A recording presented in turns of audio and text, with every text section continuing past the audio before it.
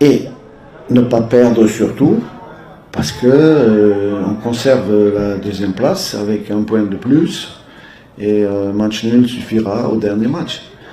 Voilà, donc on est un peu des comptables aussi. On était surpris quand même de la victoire de la Libye au Rwanda. C'est pas évident de gagner là-bas, à 1600 mètres d'altitude, hein. Même le Nigeria n'a pas gagné là-bas. Donc on était sûr de ce résultat. Mais on s'est concentré sur notre match. Et là, on va se concentrer sur le dernier match qui va être très chaud, évidemment. On pensait peut-être, après ce qui s'était passé avec le Nigeria, leur voyage compliqué, qu'ils auraient eu une suspension du terrain. Donc on pouvait s'attendre à ça. Et de faire des matchs comme nous sur terrain neutre. Ça n'a pas été la décision de la CAF. Bon, maintenant, j'espère qu'on aura un arbitrage aussi correct qu'aujourd'hui. Un arbitrage vraiment impeccable.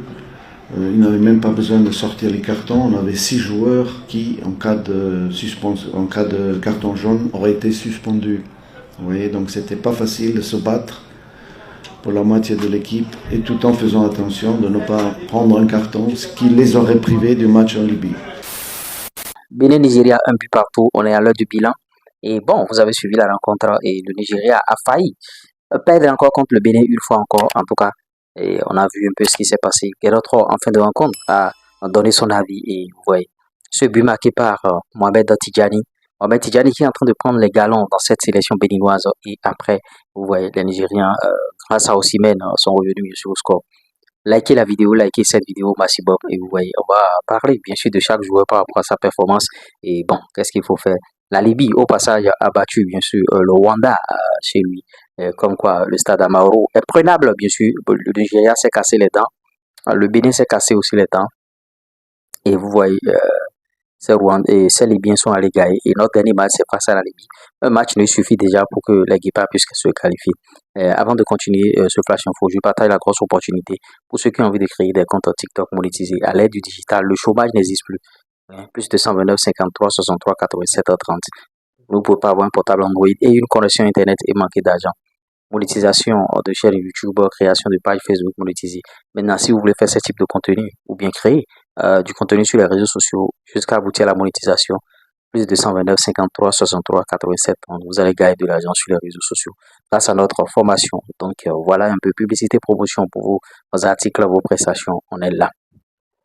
On va commencer par Marcel Dandinou. Marcel Dandinou, il a fait son match tranquille, bien sûr. Bon, en tout cas, certains critiquent Marcel comme quoi sur les actions, même s'il prend de but, on ne voit pas qu'il se détend, tout ça là. Bon, si le gars voit qu'il ne peut plus se détendre, pourquoi faire semblant?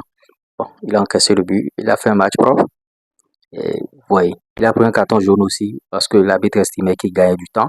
En défense centrale, défense expérimentale, bien sûr, Rochouane et bien sûr Mohamed Tidjani est habitué.